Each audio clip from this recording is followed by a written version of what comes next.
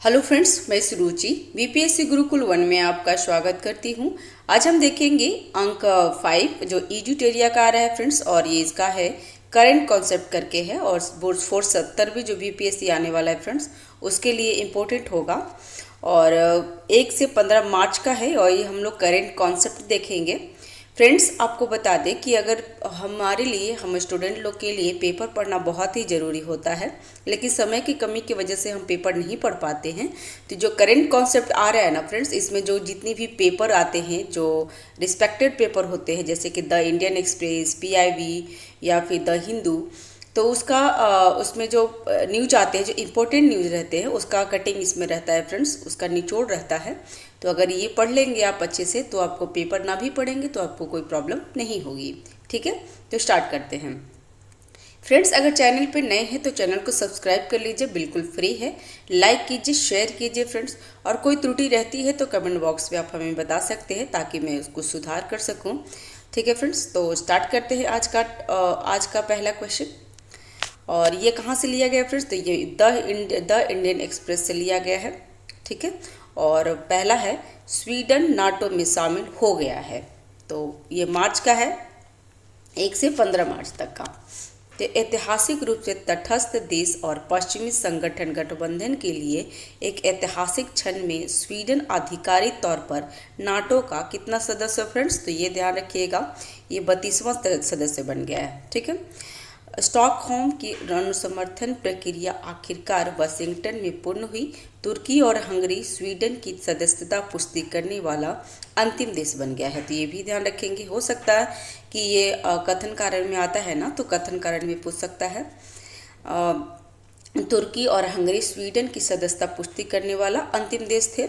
ठीक है, जिन्होंने लगभग 2 साल की लंबी प्रक्रिया के बाद आवश्यक दस्तावेज जमा किए। फिनलैंड पिछले वर्ष नाटो में शामिल हो गया था। तो ध्यान रखेंगे, जो फिनलैंड है जो 31वां सदस्य है और स्वीडन 32वां सदस्य है, बस इतना ध्यान रखेंगे फ्रेंड्स। अब स्वीडन की नाटो सदस्यता का निहत्था था क्या है, तो ये भी देख लेते हैं। स्वीडन की सुरक्षा की गारंटी। लगभग 200 वर्षों तक गुटनिरपेक्ष रहने के बाद स्वीडन को भी अब अनुच्छेद 5 के तहत सुरक्षा की गारंटी मिलेगी। रूस की चिंताएं क्या है, तो रूस यूक्रेन युद्ध शुरू होने के बाद से ही रूस का पड़ोसी देश स्वीडन और फिनलैंड नाटो का सदस्य बनने की कोशिश कर रहे थे। इन दोनों देशों को नाटो में शामिल होने से बाल्टिक सागर से घिरे सारे देश अब नाटो का हिस्सा बन गए हैं, जो रूस की सुरक्षा दृष्टिकोण से चिंताजनक है। पूर्ण बाल्टिक सागर सुरक्षा रिंग। तो स्वीडन के नाटो में शामिल होने के साथ गठबंधन क्षेत्र का एक रणनीतिक घेरा बाल्टिक सागर को घेर लेता है। यह भौगोलिक समेकन नाटो की स्थिति को मजबूत करता है। नेक्स्ट है उत्तर अटलांटिक संगठन नाटो के बारे में जान लेते हैं।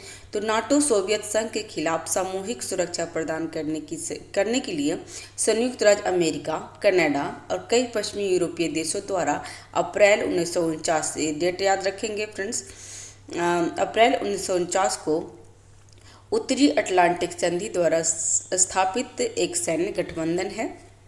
ठीक है, और नाटो का मुख्य उद्देश्य क्या है, तो राजनीतिक और सैन्य साधनों द्वारा सभी सदस्य राज्यों को स्वतंत्रता और सुरक्षा की रक्षा करना है। नाटो का मुख्यालय कहाँ है फ्रेंड्स? तो नाटो का मुख्यालय ब्रुसेल्स बेल्जियम में है। ठीक है, और में स्थित है, जबकि नाटो का सैन्य मुख्यालय कहाँ पे है फ्रेंड्स? तो मांस बेल्जियम में। ये भी ध्यान रखेंगे। नेक्स्ट है नाटो संधि का अनुच्छेद 5। क्या है अनुच्छेद 5 फ्रेंड्स? तो एक प्रमुख प्रावधान है जो बताता है कि किसी एक सदस्य पर हमला सभी सदस्यों का हमला माना जाता है। तो ये ध्यान रखेंगे फ्रेंड्स। नेक्स्ट क्वेश्चन है फ्रांस में गर्भपात का अधिकार। तो ये भी काफ़ी इंपॉर्टेंट है, आपको एग्जाम में या फिर आपको अगर मॉक टेस्ट दिए होंगे तो उसमें भी आ गया होगा।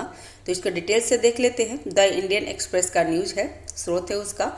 तो फ्रांस अपने संविधान में गर्भपात के अधिकार को स्पष्ट रूप से शामिल करने वाला दुनिया का पहला देश बन गया है।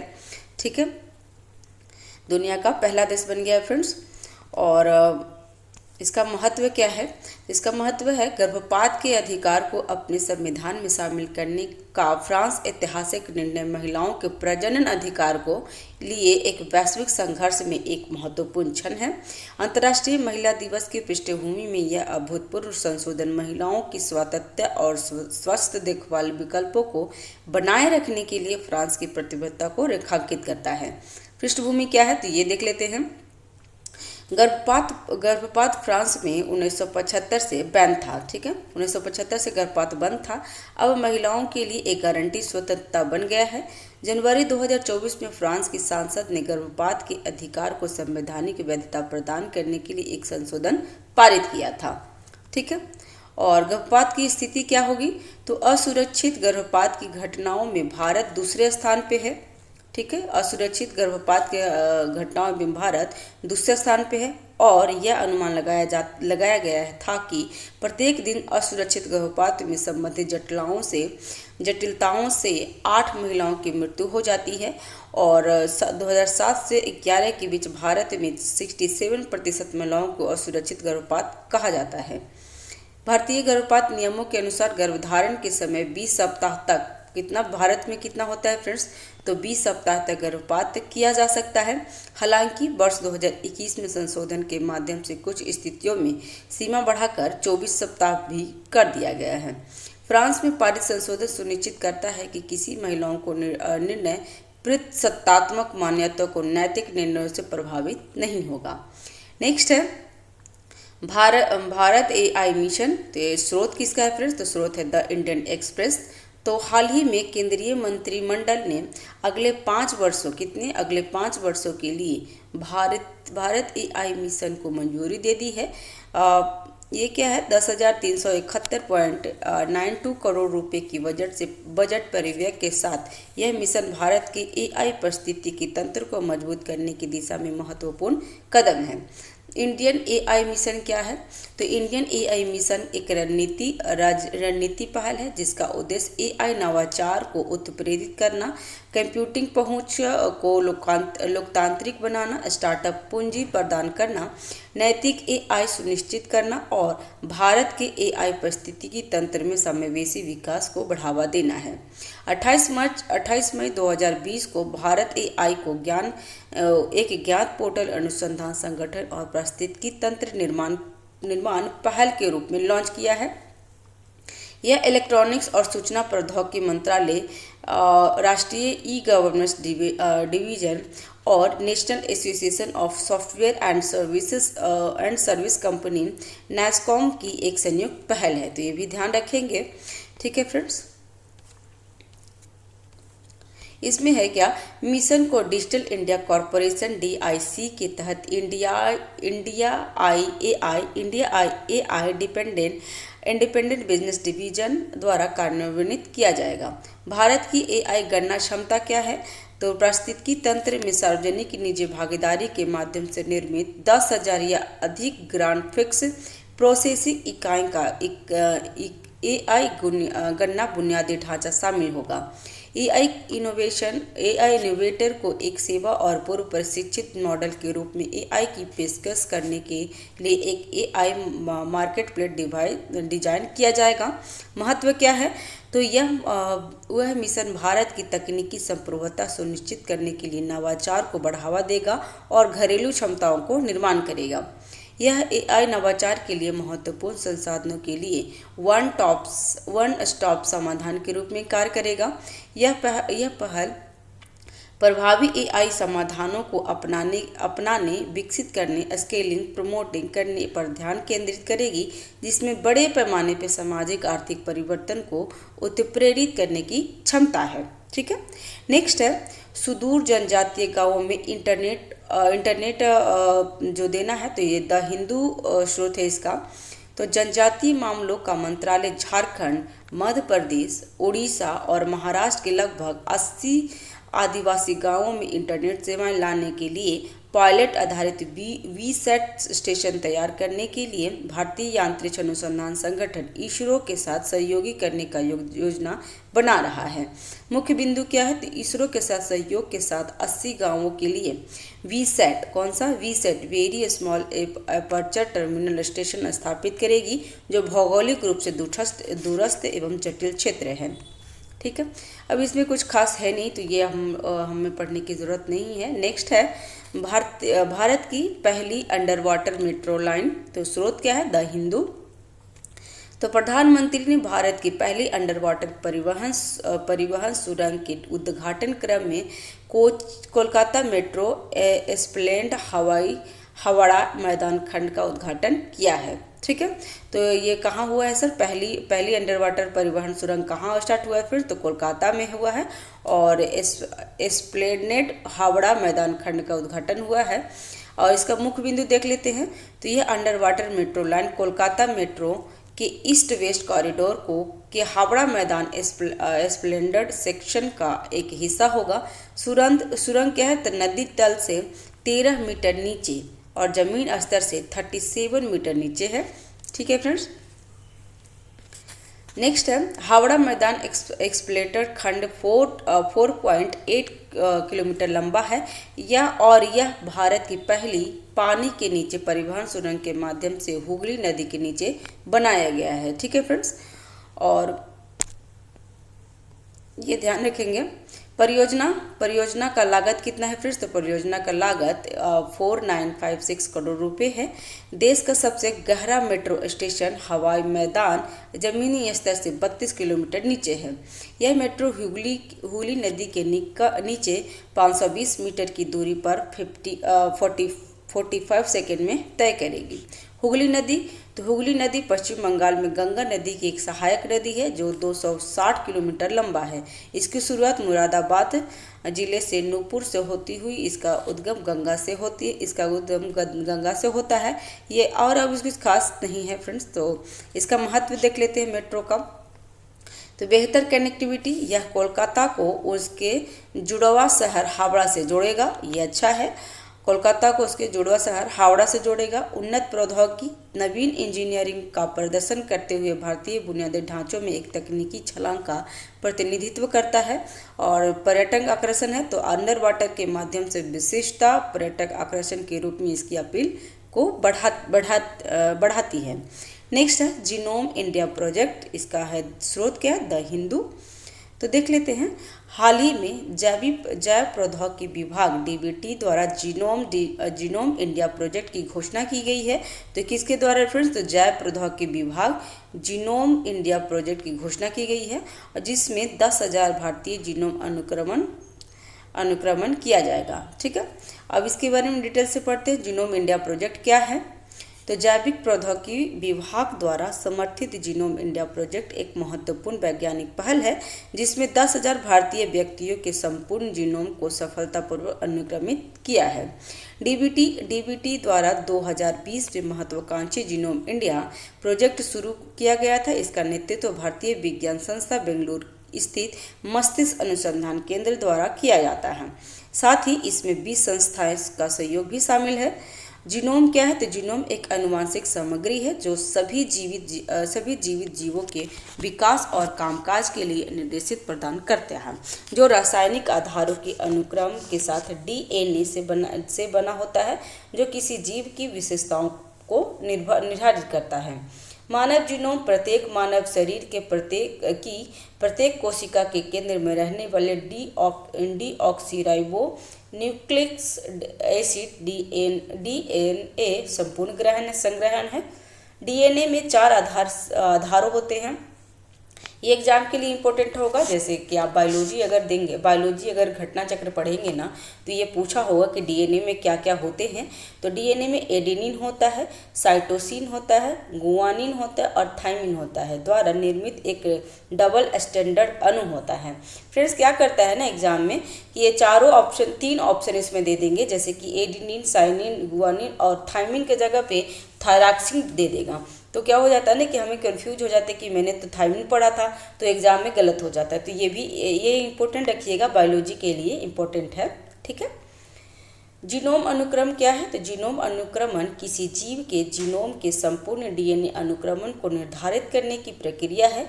मानव के आनुवंशिक फिंगरप्रिंट को डिकोड करने के लिए आधार जोड़े के क्रम को समझने की प्रक्रिया को जीनोम अनुक्रमण कहा जाता है। महत्व क्या है? तो दुर्लभ विकार मूल्यांकन।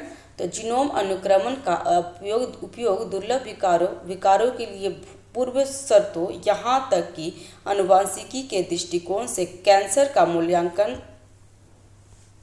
करने के लिए किया जाता है। आनुवंशिक जटिलता को समझना क्या है? तो यह भारत की विविध आबादी की अद्वितीय आनुवंशिक संरचना पर प्रकाश डालता है, जिसे भविष्य में आनुवंशिक अनुसंधानों और स्वास्थ्य देखभाल योजना में मदद मिलेगी। टीका का विकास। तो केवल जीनोम अनुक्रमण की ही विभिन्न उत्परिवर्तनों की पहचान कर सकता है, जो आगे चलकर टीका का विकास और परीक्षण में मदद करेगा। ठीक है फ्रेंड्स, नेक्स्ट है वैश्विक मानव विकास सूचकांक। ठीक है फ्रेंड्स, और ये नेक्स्ट है वैश्विक मानव विकास सूचकांक HDI 2023-24। तो ये आ चुका है फ्रेंड्स, और ये क्या है? इसका द हिंदू स्रोत है, और तो इसको देख लेते हैं। संयुक्त राष्ट्र विकास कार्यक्रम UNDP। तो पहले ध्यान रखेंगे फ्रेंड्स कि जो वैश्विक मानव विकास सूचकांक जो HDI जो आता है, तो कौन करता है फ्रेंड्स? तो संयुक्त राष्ट्र विकास कार्यक्रम UNDP द्वारा जारी किया जाता है। ठीक है, क्योंकि एग्जाम में भी पूछ लेता है कि किसके द्वारा जारी किया जाता है, तो HDI UNDP द्वारा जारी किया जाता है।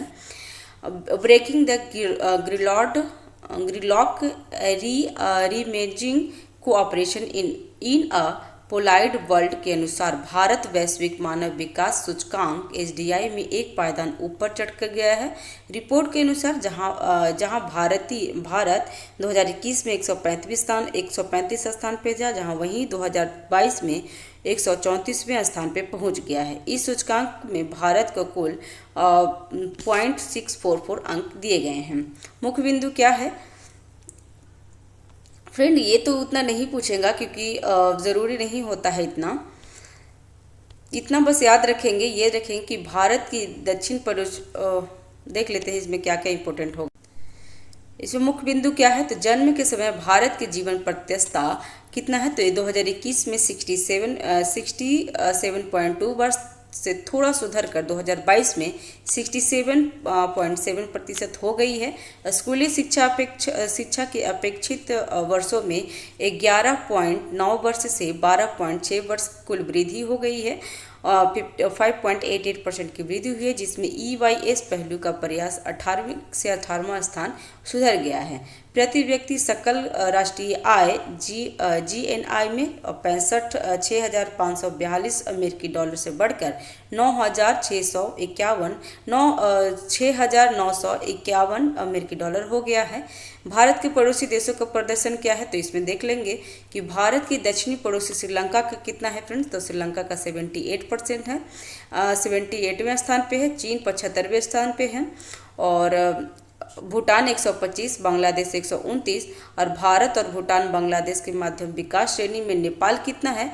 वो 146 में, पाकिस्तान 164 में, और भारत का स्थान कितना है फ्रेंड्स? तो भारत का स्थान 134 है। ठीक है, स्विट्जरलैंड, नॉर्वे, आइसलैंड पहला स्थान हासिल किया है। और रिपोर्ट में अमीर और गरीब देशों के बीच असमानताओं को कम करने की विपरीत प्रवृत्ति पर प्रकाश डालती है। ठीक है, मानव इसका विकास सूचकांक क्या है? तो इसके बारे में पहले देख लेते हैं। यह सूचकांक पहली बार 1990 में जारी किया गया था। यह अवधारणा पाकिस्तानी अर्थशास्त्री महबूब उल हक का द्वारा विकसित की गई थी।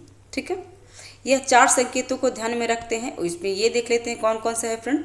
तो यह जन्म के समय जीवन प्रत्याशा, सतत विकास लक्ष्य 3, और 2A में क्या है? तो स्कूली शिक्षा के अपेक्षित सतत विकास लक्ष्य 4.3 आया है उसमें। और स्कूली शिक्षा के औसत वर्ष, तो सतत विकास लक्ष्य 4.4, और 3 में क्या है?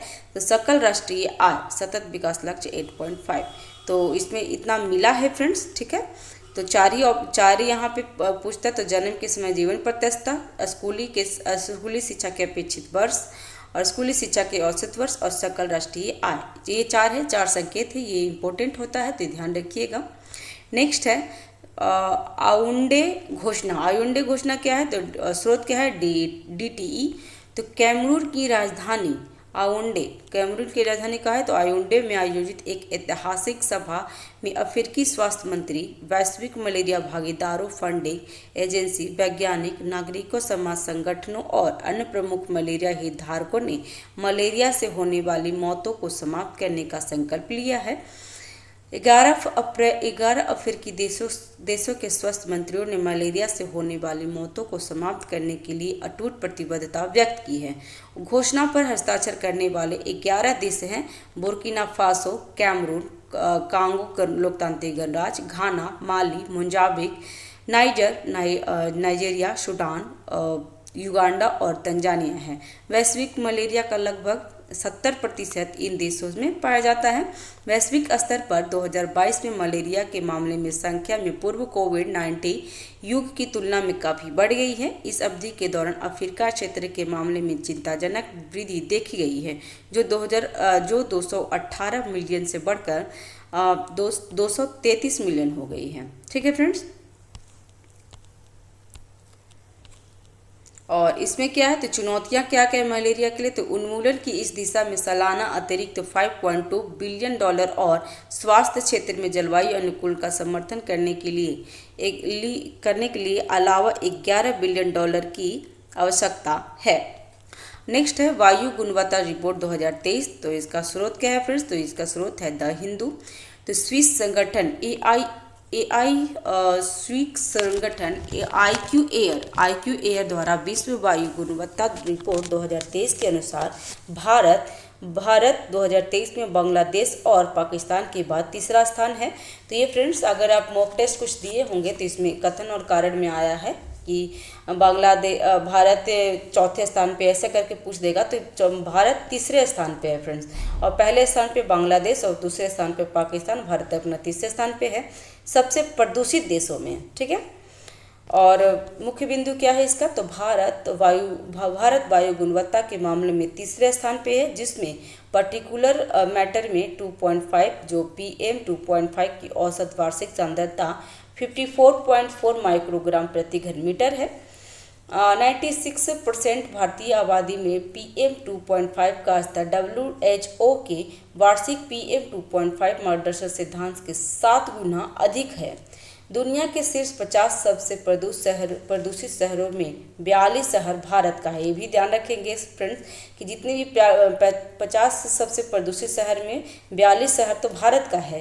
बेगूसराय 2023 का सबसे प्रदूषित शहर था, उसके बाद गुवाहाटी और फिर दिल्ली का स्थान आता है। तो बिहार के लिए बहुत गलत न्यूज है फ्रेंड्स, क्योंकि बेगूसराय बिहार में है, और अगर शहर में देखा जाए तो भारत का बेगूसराय 2023 का सबसे प्रदूषित शहर था, और उसके बाद गुवाहाटी, उसके बाद दिल्ली हो गया था। दिल्ली दुनिया की सबसे प्रदूषित राजधानी के रूप में उभरी है। तो ये भी बहुत चिंताजनक की बात है फ्रेंड्स कि दिल्ली जो राजधानी में हम रहते हैं वो दुनिया की सबसे प्रदूषित राजधानी है। दुनिया भर के शीर्ष 5 सबसे प्रदूषित देशों में बांग्लादेश, पाकिस्तान, भारत, तंजानिया और बुर्किना फासो शामिल हैं। 7 देश जो WHO की वार्षिक PM 2.5 गाइडलाइन वार्षिक औसत PMUG M3 का उपयोग कम पूरा करते हैं। उसमें Australia, Estonia, Finland, Grenada, Iceland, Mauritius और न्यूजीलैंड शामिल हैं। ठीक है, अब मानव स्वास्थ्य पर प्रभाव क्या होगा इसका? तो वायु प्रदूषण मानव स्वास्थ्य के लिए खतरनाक है। इसके कारण दुनिया भर में 9 में से 1 की मौत हो जाती है। PM 2.5 प्रदूषण के संपर्क में आने से अस्थमा, कैंसर, स्ट्रोक और फेफड़े की बीमारी सहित कई स्वास्थ्य समस्याएं भी हो सकती हैं। ठीक है, विश्व वायु गुणवत्ता रिपोर्ट 2023 वायु प्रदूषण और मानव स्वास्थ्य पर इसके नकारात्मक प्रभाव को संबोधित करने के लिए संभावित प्रयासों की तत्काल आवश्यकता पर प्रकाश डालती है। नेक्स्ट, अंतर्राष्ट्रीय हथियार स्थानांतरण शिपरी रिपोर्ट। तो शिपरी रिपोर्ट देख लेते हैं फ्रेंड्स। ये जो स्रोत है बिजनेस इज स्टैंडर्ड है। तो इसका देख लेते हैं डिस्क्रिप्शन। तो Swedish think tank Stockholm International Peace Research Institute SIPRI के अनुसार 2014 से 18 की अवधि की तुलना में आयात में 4.7% की वृद्धि के साथ 2019 से 23 की अवधि में भारत दुनिया का शीर्ष हथियार आयातक देश है। तो ठीक है, ये देख रहे हैं फ्रेंड्स कि 2019 से 23 की अवधि में भारत क्या है, तो शीर्ष आयातक देश है। वह 2014 से 18 और 2019 से 23 के बीच यूरोपीय देशों द्वारा हथियार की आयात में 94% की बढ़ोतरी हुई है, जो यूक्रेन में युद्ध की पृष्ठभूमि में आता है। नेक्स्ट है रूस भारत का मुख्य हथियार आपूर्तिकर्ता बना रहा है। तो ये भी ध्यान रखेंगे कि रूस जो है भारत का मुख्य हथियार आपूर्तिकर्ता बना रहा है। इसके हथियारों का आयात कितना है, तो 36% हिस्सेदारी है 2019-23 में। तो ये हम लोग याद रखेंगे कि जो भारत है मुख्य आयातक देश बन गया है हथियारों के मामले में, और रूस से सबसे ज़्यादा लाया जाता है। कितना लाया जाता है रूस से, तो 36% लाया जाता है। 2019-23 में 10 सबसे बड़े हथियार आयातकों में से सिर्फ 3 देश भारत, सऊदी अरब और कतर से शीर्ष पे है। नेक्स्ट है 2022-23 में 30 से अधिक राज्यों से प्रमुख हथियारों के हस्तांतरण प्राप्त करने के बावजूद यूक्रेन विश्व स्तर पे चौथा सबसे बड़ा हथियार आयातक है। ठीक है, 2019-23 में 5वें सबसे बड़े हथियार आयातक पाकिस्तान का आयात 43% बढ़ गया है। चीन ने अपने हथियार का 82% आपूर्ति आयातों के माध्यम से करता है। दुनिया के सबसे बड़े आपूर्तिकर्ता अमेरिका के हथियारों के निर्यात में 2024 से 18 और 19 से 23 के बीच में 17% की वृद्धि हुई है, जबकि रूस द्वारा निर्यात में 53% की गिरावट आई है। तो अमेरिका क्या क्या हुआ है, अमेरिका के हथियार निर्यात में बढ़ा है। तो निर्यात में सबसे ज़्यादा अमेरिका करता है फ्रेंड्स, लेकिन अगर भारत को आपूर्ति कौन कराता है, तो रूस कराता है, ध्यान रखेंगे। स्टॉकहोम अंतर्राष्ट्रीय शांति अनुसंधान संस्था सिपरी का फुल फॉर्म है फ्रेंड्स, और यह एक स्वतंत्र अंतर्राष्ट्रीय संस्था है जो संघर्ष, आयुध और हथियार नियंत्रण व निशस्त्रीकरण के पर अनुसंधान के लिए समर्पित है। सिपरी की स्थापना कब हुआ था फ्रेंड्स, तो सिपरी की स्थापना 1966 में स्टॉकहोम स्वीडन में की गई थी। संस्था शांति और सुरक्षा को बढ़ावा देने के लिए दुनिया भर के अन्य अनुसंधान संस्थानों, सरकारों और नागरिक समाज संगठनों के साथ सहयोग करता है। नेक्स्ट है इथेनॉल 100 ईंधन। ठीक है, तो ये देख लेंगे इसका स्रोत क्या है, PIB है जो गवर्नमेंट स्रोत है फ्रेंड्स। तो हाल ही में पेट्रोलियम और प्राकृतिक गैस मंत्रालय द्वारा एक क्रांतिकारी ऑटोमोटिव ईंधन इथेनॉल 100 का लॉन्च किया गया है। तो किसके द्वारा लॉन्च किया गया फ्रेंड्स, तो पेट्रोलियम एंड प्राकृतिक गैस मंत्रालय द्वारा ईंधन 100 लॉन्च किया गया है। वर्तमान में ग्राहक 5 राज्य जैसे कि महाराष्ट्र, कर्नाटक, उत्तर प्रदेश, नई दिल्ली और तमिलनाडु में चुनिंदा 183 खुदरा दुकानों पर इथेनॉल 100% का लाभ उठा सकते हैं। मुख्य बिंदु क्या है, इथेनॉल 100 एक क्रांतिकारी ऑटोमोटिव ईंधन है जिसमें 100% इथेनॉल है। यह मक्का, गन्ना और अन्य पौधे की सामग्री जैसे नवीकरणीय स्रोतों से उत्पादित जैव ईंधन है। इथेनॉल 100 गैसोलीन के लिए एक स्वच्छ हरित विकल्प के रूप में है जो ग्रीन हाउस गैस और प्रदूषकों के कम उत्सर्जन का दावा करता है। इस प्रकार जलवायु परिवर्तन से निपटने और वायु की गुणवत्ता को बढ़ाने में सहायता करता है। इथेनॉल 100 की बहुमुखी प्रतिभा चमकती है क्योंकि उनका उपयोग वाहनों की एक विस्तृत श्रृंखला में किया जा सकता है जिसमें गैसोलीन, इथेनॉल का या दोनों के किसी भी मिश्रण पर चलने के लिए डिजाइन किया जाता है। किए गए फ्लेक्स फ्यूल वाहन शामिल है जिसकी व्यवहार्यता और बनने की क्षमता को प्रदर्शित करता है। इथेनॉल 100 की लॉन्च करना अन्नदाता को ऊर्जादाता में बदलने के विजन प्रेरित करता है। तो ये ध्यान रखने योग्य है फ्रेंड्स। नेक्स्ट है prototype fast bridle reactor PFBR Bharat के परमाणु कार्यक्रम की स्थिति, इसके बारे में देख लेते हैं। द हिंदू का इसका स्रोत है। तो भारतीय प्रधानमंत्री 4 मार्च 2024 को तमिलनाडु के कलपक्कम में मद्रास परमाणु ऊर्जा स्टेशन में स्वदेशी prototype fast breed reactor PFBR की कोर लोडिंग की प्रक्रिया की शुरुआत देखी है। यह एक ऐतिहासिक मील का पत्थर है जो भारत में तीन चरणीय परमाणु कार्यक्रम के महत्वपूर्ण दूसरे चरण में प्रवेश का प्रतीक है। भारत का त्रिस्तरीय परमाणु ऊर्जा कार्यक्रम क्या है? तो ये पृष्ठभूमि है इसका। तो भारत में तीन चरणीय परमाणु कार्यक्रम के रोडमैप की कल्पना डॉक्टर होमी भाभा द्वारा 1950 के दशक में किया गया था। 1948 में भारत में परमाणु ऊर्जा आयोग की स्थापना की गई थी। तो ये भी ध्यान रखेंगे कि भारत में परमाणु ऊर्जा आयोग की स्थापना कब हुई थी? तो 1948 में। वर्ष 1969 मतलब 1969 में पहला है दबाव मुक्त भारी जल रिएक्टर 40 MW तारापुर परमाणु ऊर्जा स्टेशन चालू किया गया था। तो ये ध्यान रखेंगे कि तारापुर जो परमाणु ऊर्जा स्टेशन को कब चालू किया गया था फ्रेंड्स? तो 1969 में। और ये पहला है जो परमाणु ऊर्जा कार्यक्रम के चरण एक के संचालन का प्रतीक है। और ये तारापुर कहाँ पे है फ्रेंड्स? तो तारापुर महाराष्ट्र में है। पहला चरण में भारत ने पहले चरण में प्राथमिक विखंडनीय सामग्री के रूप में दाबित भारी जल रिएक्टर PHWR और प्राकृतिक यूरेनियम 238 का उपयोग किया है। ठीक है। और ये क्या है? चरण 2 में क्या था? तो चरण 2 में परमाणु ऊर्जा विकास के लिए फास्ट ब्रिड रिएक्टर FBR का उपयोग किया जाता है। FBR पहले चरण के से खर्च किए गए ईंधन और प्राकृतिक यूरेनियम से प्राप्त प्लूटोनियम 239 से बने मिश्रित ऑक्साइड ईंधन का उपयोग करता है। नेक्स्ट है चरण 3 में क्या है? तो ऊर्जा और जो यूरेनियम 233 का उत्पादन करने के लिए रिएक्टरों में थोरियम 232 के साथ Pu 239 के संयोजन पर ध्यान केंद्रित किया जाएगा। प्रोटोटाइप फास्ट ब्रिड रिएक्टर क्या है? तो PFBR क्या है? तो PFBR एक ऐसी परमाणु रिएक्टर मशीन है जो खपत से अधिक परमाणु ईंधन का उपयोग करता है। इसके कोर लोडिंग कार्यक्रम को मील का पत्थर माना जा रहा है क्योंकि PFBR का परिचालन भारत के तीन चरणीय परमाणु ऊर्जा कार्यक्रम के चरण 2 की शुरुआत को चिन्हित करता है। भारत के परमाणु कार्यक्रम चरण 2 का महत्व क्या है? इंपॉर्टेंट है फ्रेंड्स, इसलिए इसको पूरा पढ़ते हैं। ठीक है। चरण 2 में जिसमें प्रोटोटाइप फास्ट ब्रिज रिएक्टर शामिल है। भारत के बड़े थोरियम भंडार का लाभ उठाते हुए थोरियम के उपयोग की दिशा में परिवर्तन के लिए महत्वपूर्ण है। चरण 2 में क्या? तो भारत को परमाणु ऊर्जा में पूर्ण रूप से आत्मनिर्भर बनाने की दिशा में एक रणनीति कदम है जो देश की परमाणु कार्यक्रम का एक प्रमुख लक्ष्य भी है।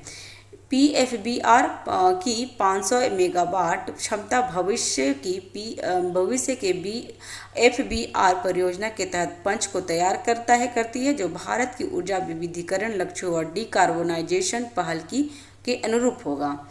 और इसमें चुनौतियां क्या है? चरण 2 की समक्ष चुनौतियां क्या होगा? तो तकनीकी जटिलता है। PFBR रिएक्टरों का निर्माण तथा संचालन अत्यंत ही जटिल है। सुरक्षा संबंधी चिंताएं तो फुकुशिमा चेरनोबिल जैसी परमाणु दुर्घटना भारत के परमाणु कार्यक्रम के समक्ष चिंताएं हैं। फुकुशिमा कहाँ है फ्रेंड्स? तो ये जापान में। चेरनोबिल कहाँ है? तो ये यूक्रेन में है। तो उस टाइम जो घटना घटी थी उसकी भी चिंता इस पे है। रेडियोधर्मी अपशिष्ट का प्रबंधन कहाँ है? तो थोरियम ईंधन चक्र सीजियम 137 और रेडियम 224 जैसे रेडियोधर्मी आइसोटोप का उत्पादन करता है जिन्हें संग्रहित और कर चुनौतीपूर्ण है। ठीक है फ्रेंड्स। नेक्स्ट है 2023-24 अल नीनो की घटना और स्रोत क्या है? द हिंदू। ठीक है। हाल ही में विश्व मौसम विज्ञान संगठन ने कहा है कि 2023-24 में अल नीनो अब तक का सबसे 5 स्ट्रॉन्गेस्ट में से एक है। कमजोर प्रवृत्ति के बावजूद आने वाले महीनों में वैश्विक जलवायु को प्रभावित करने जारी रखेगा। मुख्य बिंदु क्या है? तो मौसम विभाग संगठन WMO ने स्वीकार किया है कि मार्च से मई के दौरान अल नीनो के बने रहने की लगभग 60% संभावना है। अप्रैल से जून के दौरान 80% न्यूट्रल रहने की संभावना है। जून और अगस्त तक ला नीनो की स्थिति भारत में बने रहने की संभावना है, अर्थात इस साल मानसून की बारिश 2023 की तुलना में बेहतर होगी। मौजूद अल नीनो स्थिति ने दुनिया भर में रिकॉर्ड तापमान की चरम घटनाओं को बढ़ने दिया है। 2023 रिकॉर्ड सबसे गर्म रहा है। ठीक है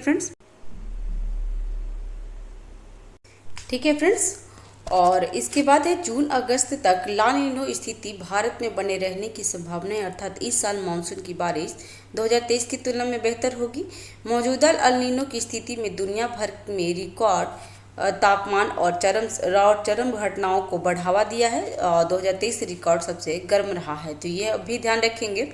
नेक्स्ट अल नीनो क्या है, तो अल नीनो मध्य और पूर्व उष्णकटिबंधीय प्रशांत महासागर में समुद्र की सतह का समय समय पर गर्म होना है।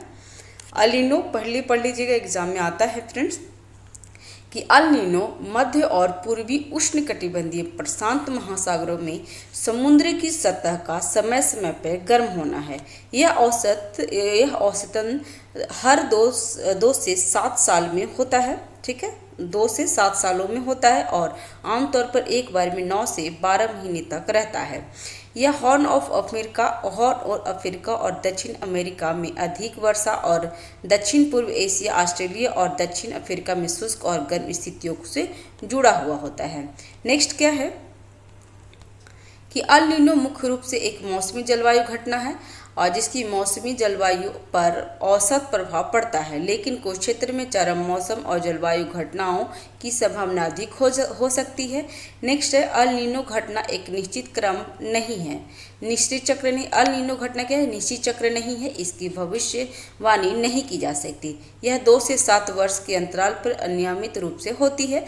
मौसम वैज्ञानिकों का मानना है कि अल नीनो की घटना दक्षिणी दोलन के साथ होती है। दक्षिणी दोलन उष्णकटिबंधीय प्रशांत महासागर के वायुमंडलीय दाब में परिवर्तन को कहा जाता है। ठीक है, तो दक्षिणी दोलन किसे कहा जाता है ये भी ध्यान रखिएगा।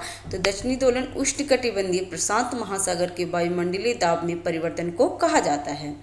नेक्स्ट अल नीनो का प्रभाव क्या क्या होते हैं, तो महासागर पर प्रभाव, तो अल नीनो समूह के तापमान समुद्र की धाराओं की गति एवं शक्ति, तटीय मत्स्य पालन और ऑस्ट्रेलिया से दक्षिणी अमेरिका तथा उससे आगे तक की स्थानीय मौसम को प्रभावित करती है। वर्षा में वृद्धि, तो इसकी वजह से दक्षिणी अमेरिका में वर्षा में वृद्धि होती है, जिससे तटीय क्षेत्रों में बाढ़ एवं अपरदन की घटनाएं में वृद्धि होती है। नेक्स्ट सूखा एवं बाढ़, तो सूखे के कारण जंगलों में आग की घटनाओं में वृद्धि हो सकती है। ला नीनो क्या है, तो ला नीनो की घटना उष्णकटिबंधीय प्रशांत कर्क रेखा एवं मकर रेखा के मध्य प्रशांत महासागर क्षेत्र में सामान्य से ठंडे जल के कारण होती है ला नीनो। ठीक है, भारत में प्रभाव क्या पड़ता है इसका, तो प्रबल अल नीनो घटनाएं कमजोर मानसून की स्थिति को दर्शाता है। इसकी वजह से भारत तथा दक्षिणी पूर्व एशिया में क्षेत्र में सूखे की स्थिति उत्पन्न हो जाती है। किसके वजह से फ्रेंड्स, तो अल नीनो की वजह से। ला नीना क्या है, तो ला नीना वर्षा के दौरान दक्षिण पूर्व एशिया में ग्रीष्म मानसून से संबंधित वर्षा सामान्य से अधिक होती है। सामान्यतः यह भारतीय अर्थव्यवस्था के लिए लाभदायक होती है। तो भारतीय अर्थव्यवस्था के लिए लाभदायक कौन सा होता है फ्रेंड्स, तो ला नीनो होता है, ना कि अल नीनो। नेक्स्ट है हरित नौकरियों में लैंगिक समानता, ये भी है हरित नौकरियों में लैंगिक समानता। ये क्या है स्रोत, तो द हिंदू का स्रोत है ये। अंतर्राष्ट्रीय श्रम संगठन जिसे ILO कहते हैं के अनुसार निम्न कार्बन विकास में परिवर्तन 2047 तक भारत में लगभग 35 मिलियन हरित नौकरियां पैदा करने का अवसर प्रस्तुत करता है। हालांकि इस उभरते क्षेत्र में लैंगिक असमानता बनी हुई है। पारंपरिक रूप से हरित नौकरियों से जुड़े विभिन्न उद्योगों में महिलाओं का कम प्रतिनिधित्व है। ग्रीन जॉब क्या होता है, तो अंतर्राष्ट्रीय श्रम संगठन के अनुसार यह एक सभ्य नौकरी है जो पर्यावरण के संरक्षण में योगदान देती है। वे भी निर्माण जैसी पारंपरिक क्षेत्रों में या हरित ऊर्जा से जुड़े नए क्षेत्रों में हो सकते हैं। नेक्स्ट है हरित नौकरी में महिलाओं की भागीदारी कितनी है। तो 2015 से 21 तक भारत की नवीकरणीय ऊर्जा में 250% की उल्लेखनीय वृद्धि के बावजूद सोलर रूफटॉप सेक्टर में महिला कार्यबल केवल 11% रहा है। नेक्स्ट है भारत में STEM स्नातकों में 42.7% महिला होने के बावजूद इंजीनियरिंग, विनिर्माण और निर्माण कार्यक्रमों में केवल 30.8% ही रहा है। नेक्स्ट है निर्माण नवीकरणीय ऊर्जा दक्षता और ऑटोमोबाइल क्षेत्र जैसे क्षेत्रों में परंपरागत रूप से महिलाओं का कम प्रतिनिधित्व देखा गया है। भारतीय उद्योग परिसंघ 2019 की रिपोर्ट से पता चला है कि बुनियादी ढांचा, परिवहन, निर्माण और विनिर्माण क्षेत्र जैसे क्षेत्रों में 85% कार्यबल पुरुष का है। हरित रोजगार क्षेत्र में लैंगिक असमानता का कारण क्या क्या है। तो लिंग रूढ़िवादिता एक पुरुषवादी धारणा है कि महिला कुछ तकनीकी भूमिकाओं के लिए अनुपयुक्त है। कम प्रतिनिधित्व तो जलवायु संबंधी निर्णय लेने की प्रक्रिया में महिलाओं को कम प्रतिनिधित्व दिया जाता है, जिससे उनके विशिष्ट आवश्यकताओं और योगदान पर ध्यान नहीं दिया जाता है। नेक्स्ट है केंद्र ने नागरिकता संशोधन अधिनियम नियमों के कार्यान्वयन को आधार सूचित किया गया है। तो इसका क्या स्रोत क्या है फ्रेंड्स। तो द इंडियन एक्सप्रेस। तो हाल ही में गृह मंत्रालय ने नागरिक संशोधन अधिनियम CAA नियम 2024 को आधार सूचित किया है। ये नियम 2019 में संसद द्वारा पारित नागरिक संशोधन अधिनियम CAA के कार्यान्वयन को सक्षम बनाते हैं। नागरिक संशोधन अधिनियम 2019। तो CAA 2019 का उद्देश्य क्या। तो अवैध प्रवासियों के विशिष्ट श्रेणियों को भारतीय नागरिकता प्रदान करने के लिए नागरिक अधिनियम 1955 में संशोधन करना है। यह अधिनियम पाकिस्तान, अफगानिस्तान और बांग्लादेश से आई हिंदू, सिख, पारसी, बौद्ध, जैन और ईसाई अप्रवासियों के लिए अवैध अप्रवासी की परिभाषा में संशोधित करती है, जो बिना दस्तावेज के भारत में रह रहे हैं। इस अधिनियम के तहत 31 दिसंबर 2014, ध्यान रखिएगा डेट याद रखिएगा। तो 31 दिसंबर 2014 तक भारत में प्रवेश करने वाले और अपने मूल देश में धार्मिक उत्पीड़न या धार्मिक उत्पीड़न के डर का सामना करने वाले प्रवासियों को नए कानून द्वारा नागरिकता के लिए पात्र बना दिया गया है। नागरिकता अधिनियम 1955 के तहत प्राकृतिकीकरण की शर्त के रूप में पिछले 14 वर्ष में से 11 वर्ष तक भारत में निवास करने की आवश्यकता होती है। CAA निर्दिष्ट धर्मों और देशों से संबंधित आवेदकों के लिए इस आवश्यकता को घटाकर 6 वर्ष कर देता है। ठीक है, पहले 11 वर्ष था फ्रेंड्स, अब 6 वर्ष हो गया है। CAA नियमों के तहत इन देशों में अप्रवासियों को भारतीय नागरिकता के लिए आवेदन करने के लिए केवल अपने मूल देश, अपने धर्म, भारत में प्रवेश की तारीख और एक भारतीय भाषा का ज्ञान साबित करना होगा। अपवाद क्या क्या है। तो वैसे अप्रवासी के लिए नागरिकता के लिए प्रावधान 2 श्रेणियों पर लागू नहीं होंगे। पहला क्या है, वह इनर लाइन परमिट द्वारा संरक्षित क्षेत्र है, और दूसरा संविधान की 6ठी अनुसूची के अंतर्गत आने वाले क्षेत्र है, जो SC ST के लिए होता है फ्रेंड्स। नेक्स्ट है, नए संशोधन में क्या क्या है। तो नागरिकता के आवेदन पहले जिला कलेक्टर को किए जाते थे, जो राज्य सरकार के प्रशासनिक नियंत्रण में है। नए नियम एक अधिकार प्राप्त समिति और एक जिला स्तरीय समिति DLC का प्रावधान करते हैं, जिसे केंद्र द्वारा स्थापित किया जाता है। नेक्स्ट है, आवेदन DLC को किए जाएंगे और अंतिम निर्णय अधिकार प्राप्त समिति द्वारा लिया जाएगा। नेक्स्ट है, चुनाव प्रचार खर्च की सीमा। द हिंदू का स्रोत है फ्रेंड्स, और ये तो चुनाव हो चुका है हमारे यहाँ पे। ठीक है फ्रेंड्स, और अभी हमारा चुनाव हुआ है 18वीं जो लोकसभा चुनाव हुई है, तो उसके बारे में चुनाव प्रचार खर्च की सीमा भी देख लेते हैं, या हो सकता है इसमें से कोई क्वेश्चन पॉइंट्स दे दे आपको। तो विगत दशकों में अत्यधिक सरकारी विज्ञापनों और उम्मीदवारों और पार्टियों द्वारा बढ़ाए गए खर्च के कारण राजनीतिक अभियान महंगे तमाशे में बदल गए हैं, जिसके कारण सार्वजनिक धन के उपयोग पर विवाद पैदा हो गया है। भारत में चुनाव व्यय क्या है? तो एक लोकतांत्रिक देश में सरकार के लिए अपनी योजनाओं के नीतियों के बारे में जागरूकता फैलाना जरूरी है। भारत में चुनाव के दौरान राजनीतिक दलों के खर्च की कोई सीमा नहीं है। सेंटर फॉर मीडिया स्टडीज की एक रिपोर्ट के अनुसार राजनीतिक दलों ने चुनाव के दौरान लगभग 50,000 करोड़ खर्च किए हैं। रिपोर्ट के अनुसार इस राशि का 35% व्यय प्रचार अभियानों में तथा 25% अवैध रूप से मतदाताओं के बीच विस्तरित किया जाता है। नेक्स्ट है, जिसमें से अधिकांश फंडिंग कॉरपोरेट घरानों और कारोबारियों द्वारा किए जाते हैं, जिसमें दानदाताओं और निर्वाचन प्रतिनिधियों के बीच अपवित्र गठजोड़ बनाता है। नेक्स्ट है, वोट के बदले नगद वितरण के साथ साथ अधिकांश दान की अपारदर्शित प्रकृति भारत में स्वतंत्र और निष्पक्ष चुनाव की प्रक्रिया को कमजोर करती है। बड़े राज्यों में प्रति लोकसभा क्षेत्र उम्मीदवार पर व्यय सीमा 95 लाख तथा छोटे राज्यों में 75 लाख है। फ्रेंड्स, ये क्या है कि 18वीं लोकसभा चुनाव हुई है, तो हो सकता है मेंस में 1-2 क्वेश्चन, क्योंकि अभी बिहार में क्या है ना कि 10 नंबर और 5-7 नंबर कैसे भी क्वेश्चन देता है, तो हो सकता है ये क्वेश्चन पूछ दे, तो आपको पॉइंट्स के लिए इंपॉर्टेंट हो जाएगा एग्जाम मेंस के लिए। एक समान अवसर की ओर, तो इंद्रजीत गुप्ता समिति क्या है? तो 1989 का है वो, और विधि आयोग की रिपोर्ट 1999 में यह चुनावों के लिए राज्य द्वारा वित्त पोषण की वकालत की अर्थात सरकार की राजनीतिक दलों या उम्मीदवारों को चुनाव लड़ने के लिए धन का योगदान होगी। ठीक है, हालांकि वर्तमान संदर्भ में इस उपयोग को लागू करने की व्यवहार्यता और तंत्र संदिग्ध है। नेक्स्ट है, चुनाव व्यय से संबंधित चिंताएं क्या क्या है? तो अपारदर्शी फंडिंग स्रोत, तो फंडिंग स्रोत में पारदर्शिता की कमी से भ्रष्टाचार और राजनीतिक निर्णय लेने पर निहित क्या है? स्वार्थों का अनुचित प्रभाव पड़ सकता है। नेक्स्ट है, अपर्याप्त नियामक ढांचा, तो भारत में चुनावी फंडिंग को नियंत्रित करने वाले मौजूद नियामक ढांचे अनेक अवसरों पर कमजोर और अप्रभावी प्रतीत होती है, जिससे शोषण होता है।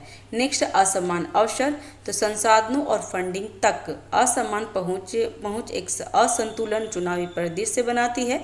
छोटी पार्टियां अच्छी तरह से वित्त पोषित सत्ताधारी तथा स्थापित राजनीतिक संस्थाओं के खिलाफ प्रतिस्पर्धा करने के लिए संघर्ष करती है।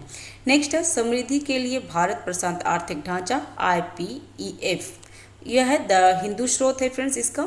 तो हाल ही में केंद्रीय वाणिज्य और उद्योग मंत्री समृद्धि के लिए भारत प्रशांत आर्थिक ढांचे वर्चुअल मंत्री स्तरीय बैठक में शामिल हुए हैं। IPEF क्या है फ्रेंड्स? तो यह एक अमेरिकी नेतृत्व वाली पहल है, जिसका उद्देश्य भारत प्रशांत क्षेत्र में लचीलापन, स्थिरता, समावेशिता, आर्थिक विकास, निष्पक्षता और प्रतिस्पर्धात्मक को बढ़ाने के लिए भाग लेने वाले देशों के बीच आर्थिक साझेदारी मजबूत करना है। नेक्स्ट है, इसके 14 क्षेत्र हैं साझेदार हैं, जिसमें Australia, Brunei, Fiji, Indonesia, New Zealand, Japan, दक्षिण Korea, Philippines, Thailand, Singapore, Malaysia, Vietnam और USA है। IPEF के मुख्य 4 स्तंभ कौन कौन से हैं फ्रेंड्स? तो पहला है निष्पक्ष एवं लचीला व्यापार, दूसरा है आपूर्ति श्रृंखला लचीलापन, तीसरा है अस्वच्छ ऊर्जा और डिकार्बोनाइजेशन, और चौथा है निष्पक्ष अर्थव्यवस्था समझौता। नेक्स्ट है फ्रेंड्स, IPEF वैश्विक GDP का 40% तथा वैश्विक वस्तु सेवा व्यापार का 28% प्रतिनिधित्व करता है। भारत IPEF के स्तंभ 2 से स्तंभ 4 में शामिल हो गया है, जबकि स्तंभ 1 में उसे पर्यवेक्षक का दर्जा प्राप्त है। महत्व क्या है इसका? तो चीन प्रभाव को संतुलन करना। तो IPEF भारत प्रशांत क्षेत्र में चीन के बढ़ते आर्थिक प्रभाव को कम करने के लिए अमेरिका के लिए एक महत्वपूर्ण उपकरण है। पारदर्शी व्यापार क्या है? तो IPEF की प्रस्तावित निष्पक्ष अर्थव्यवस्था समझौता पूरे हिंद प्रशांत क्षेत्र में अधिक पारदर्शी, पूर्वानुमानित व्यापार और निवेशक वातावरण बनाने में महत्वपूर्ण है। यह भ्रष्टाचार, मनी लॉन्ड्रिंग और आतंकवाद के वित्त पोषण के खिलाफ भारत की लड़ाई में लड़ाई में भी मदद करेगा। हिंद प्रशांत क्षेत्र में भारत का नेतृत्व क्या है? तो IPEF में शामिल होने का भारत का निर्णय क्या है? तो RCEF से हटने के बाद हिंद प्रशांत उद्देश्य और क्षेत्रीय सहयोग को आगे बढ़ाने के प्रति उनके समर्थन का एक मजबूत संकेत है।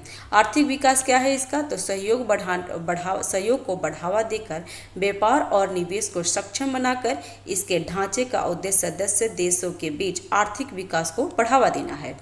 नेक्स्ट है फ्रेंड्स, भारत की पहली शहर विशिष्ट शून्य कार्बन बिल्डिंग एक्शन प्लान, ठीक है, GCBARP, तो ठीक है, ZCBAP द हिंदू स्रोत है इसका। तो इसका देख लेते हैं ये है क्या।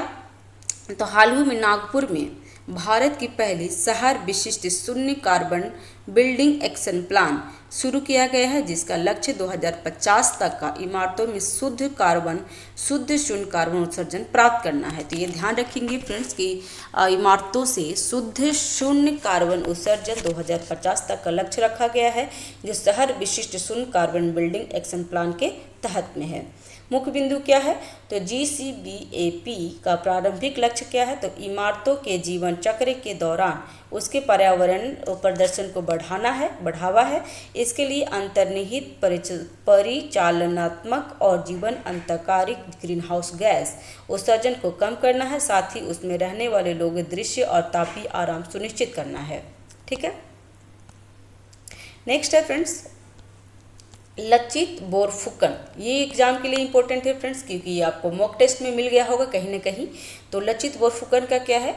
तो द इंडियन एक्सप्रेस है। हाल ही में भारत के PM ने पूर्वी असम के जोरहाट जिले में अहोम जनरल लचित बोरफुकन की समाधि स्थल पर उनकी 125 ऊंची कांस्य प्रतिमा का अनावरण किया है। तो ये एग्जाम के लिए इम्पोर्टेंट है फ्रेंड्स कि पूर्वी असम में जोरहाट में है और लचित अहोम जनरल है लचित बोरफुकन। उसके बाद लचित बोरफुकन कौन थे? तो इसके बारे में देख लेते हैं। तो लचित बोरफुकन अहोम साम्राज्य के एक महान सेनापति थे, ठीक है, जिन्हें राजा राम सिंह वन के प्रथम के नेतृत्व वाले मुगल सेना के खिलाफ 1671 में सरायघाट के युद्ध में उनकी जीत के लिए जाना जाता है। बोरफुकन गुरिल्ला तकनीकी को प्राथमिकता देते थे। अहोम साम्राज्य के बारे में जान लेते हैं कि अहोम साम्राज्य पहले असम में ही था और असम को पहले बोला जाता था, अहोम ही बोला जाता था। अहोम शासकों ने 13वीं शताब्दी के आरंभ से लेकर 19वीं शताब्दी के आरंभ तक लगभग 600 वर्ष तक वर्तमान असम के बड़े हिस्से पे शासन किया जाता था। अहोम 1615 से 1682 तक मुगलों के साथ कई संघर्ष किए, जो जहांगीर के शासनकाल से शुरुआत होकर औरंगजेब के शासनकाल तक चला था। यह एक समृद्ध बहुजातीय साम्राज्य था जो ब्रह्मपुत्र घाटी के ऊपरी और निचले इलाकों में फैला हुआ था। ठीक है फ्रेंड्स,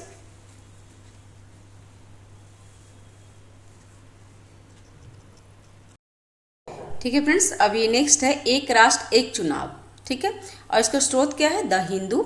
तो हाल ही में पूर्व राष्ट्रपति रामनाथ कोविंद, ध्यान रखेंगे, रामनाथ कोविंद की अध्यक्षता में एक राष्ट्र एक चुनाव पर गठित एक उच्च स्तरीय समिति ने राष्ट्रपति द्रौपदी मुर्मू को अपनी रिपोर्ट सौंप दी है। ठीक है, और इसके बारे में फ्रेंड्स आपको बता दूं कि ये पॉलिटी के लिए काफ़ी इंपॉर्टेंट है, क्योंकि एग्जाम में हो सकता है पॉलिटी से ये पूछ दे कि एक राष्ट्र एक चुनाव के बारे में कुछ टिप्पणी लिखे। तो मुख्य सिफारिश इसमें क्या है? तो पैनल में लोकसभा और राज्य विधानसभाओं के लिए एक साथ चुनाव कराने की सिफारिश की। इसने 100 दिनों के भीतर स्थानीय निकाय चुनाव भी कराए जाने चाहिए। त्रिशंकु सदन या अविश्वास प्रस्ताव की स्थिति में नई लोकसभा के गठन के लिए एक नए चुनाव कराए जा सकते हैं। नई लोकसभा केवल पिछली लोकसभा के कार्यकाल के बचे हुए समय तक ही काम करेगी। नेक्स्ट है जब राज्य विधानसभाओं के लिए नए चुनाव आयोजित किए जाएंगे तो नवनिर्वाचित विधानसभाओं लोकसभा के प्रति को पूर्णकालिक कार्यकाल के अंत तक अस्तित्व में बने रहेगी, बशर्ते इसे इस समय से पहले भंग न किया जाए।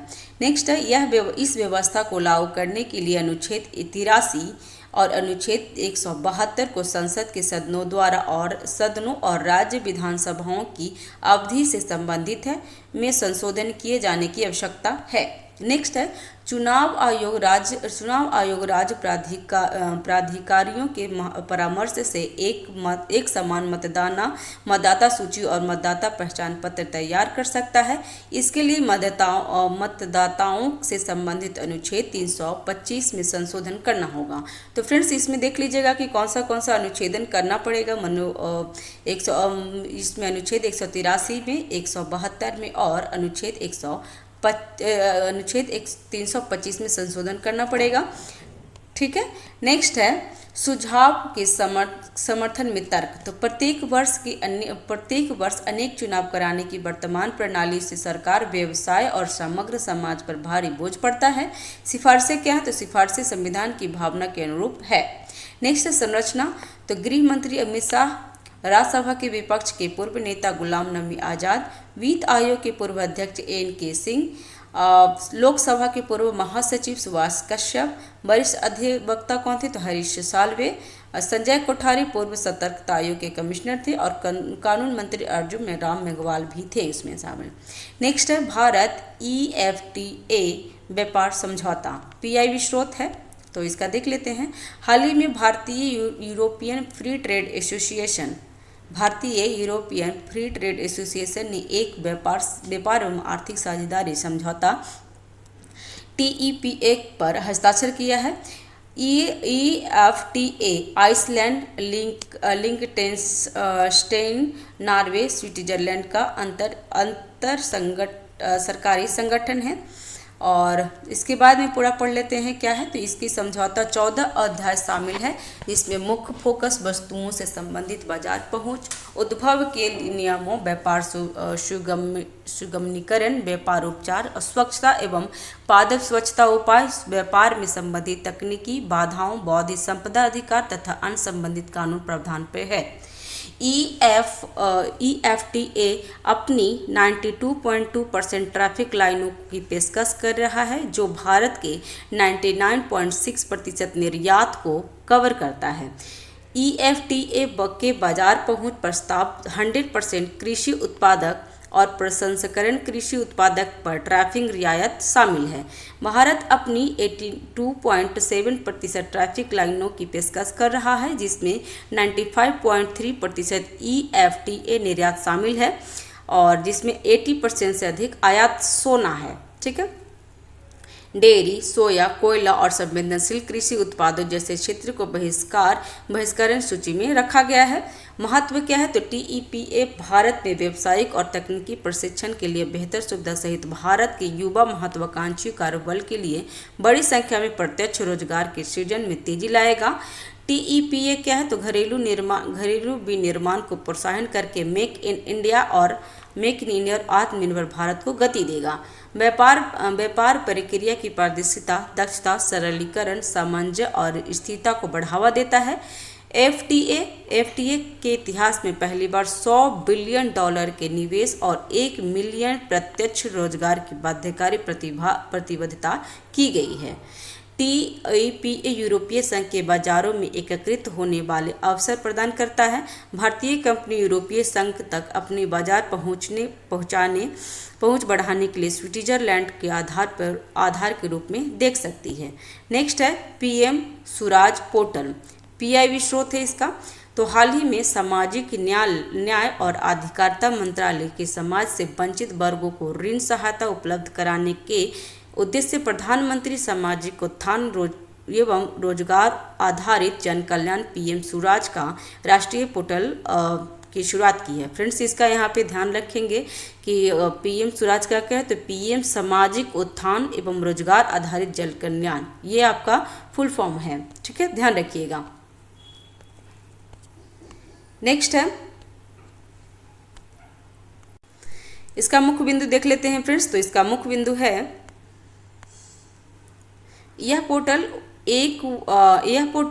एक वन स्टॉप पॉइंट के रूप में कार्य करेगा, जहां समाज के वंचित वर्गों के लोग आवेदन कर सकेंगे तथा उनके लिए पहले उपलब्ध सभी ऋण और क्रेडिट योजनाओं के प्रति प्रगति की निगरानी कर सकेंगे। दूसरा है बैंकों एनबीएफसी एमएफआई और अन्य संगठनों के माध्यम से देश भर में पात्र व्यक्तियों को ऋण सहायता प्रदान दी जाएगी। नोडल मंत्रालय कौन है इसका फ्रेंड्स? तो सामाजिक न्याय एवं अधिकारिता मंत्रालय। नेक्स्ट है अंतर्राष्ट्रीय बिग कैट्स एलायंस, तो इसका भी स्रोत पीआईबी है। तो हाल ही में केंद्रीय मंत्रिमंडल ने 2023-24 से 2027-28 तक 5 वर्षों की अवधि के लिए 150 करोड़ की बजटीय सहायता के साथ भारत में मुख्यालय के साथ अंतर्राष्ट्रीय बिग कैट एलायंस IBCA की स्थापना की मंजूरी दे दी है। मुख्य बिंदु क्या है? तो IBCA की परिकल्पना 96 बिग कैट रेंज के देशों बिग कैट संरक्षण में रुचि रखने वाले गैर रेंज देशों संरक्षण देश में काम करने वाले वैज्ञानिक संगठनों, वैज्ञानिक समूहों और कॉरपोरेट के एक बहुदेशीय बहु एजेंसी गठबंधन के रूप में की गई है। नेक्स्ट है IBCA का उद्देश्य संरक्षण एजेंडे को आगे बढ़ाने में अपसारी लाभ के लिए देशों के बीच आपसी सहयोग करना है। और इसका उद्देश्य क्या है? तो उद्देश्य 7 बड़ी बिल्लियों अर्थात बाघ, शेर, तेंदुआ, चीता, जगुआर और पूमा का संरक्षण करना है। ये ध्यान रखेंगे फ्रेंड्स, इसमें से 4 ऑप्शन में से 3 ऑप्शन ये देगा और एक कोई और देगा, तो इसमें ध्यान रखेंगे। 7 पे कौन है? तो बाघ, शेर, तेंदुआ, चीता, जगुआर और प्यूमा है। ठीक है। नेक्स्ट है इसमें सदस्यों की एक सभा, अस्थायी समिति और एक सचिवालय होगा जिसका मुख्यालय भारत में होगा। इसके समझौते का प्रारूप मुख्यतः क्या है? तो अंतर्राष्ट्रीय सौर गठबंधन की तर्ज पर तैयार किया गया है और इसे अंतर्राष्ट्रीय संचालन समिति द्वारा अंतिम रूप दिया जाना है। नेक्स्ट क्या है फ्रेंड्स, देख लेते हैं। फ्रेंड्स, अगर चैनल पर नए हैं तो चैनल को सब्सक्राइब कर लीजिए, जो कि बिल्कुल फ्री है। लाइक कीजिए, शेयर कीजिए। कोई त्रुटि रहती है तो कमेंट बॉक्स पे आप हमें बता सकते हैं ताकि मैं कुछ सुधार कर सकती हूँ फ्रेंड्स। और इसका महत्व क्या है? तो यह गठबंधन प्राकृतिक संसाधनों के सतत उपयोग को सुनिश्चित करता है और जलवायु परिवर्तन से उत्पन्न चुनौतियों को कम करता है। बिग कैट और उसके आवासों की सुरक्षा करके IBCA प्राकृतिक जलवायु अनुकूलन, जल और खाद्य सुरक्षा और इन पारिस्थितिकी प्रणालियों पर निर्भरता हजारों समुदाय की भलाई में योगदान देता है। IBCA आपसी लाभ के लिए देशों के बीच सहयोग को बढ़ावा देगा और दीर्घकालिक संरक्षण एजेंडे को आगे बढ़ाने में योगदान देगा। नेक्स्ट है नीति फॉर स्टेट प्लेटफॉर्म। नीति फॉर स्टेट्स प्लेटफॉर्म है, स्रोत क्या है? PIB है।